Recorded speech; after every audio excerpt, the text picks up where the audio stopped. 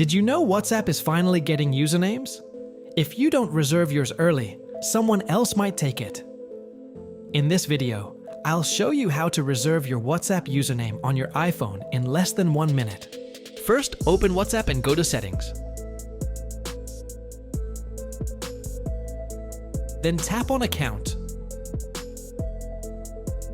Here, tap on Username.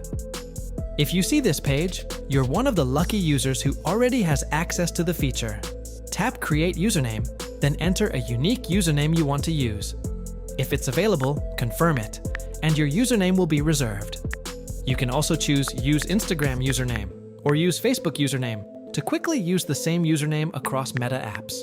If you don't see this option yet, don't worry. The feature is rolling out gradually, so make sure your WhatsApp is updated to the latest version and check back soon. That's it!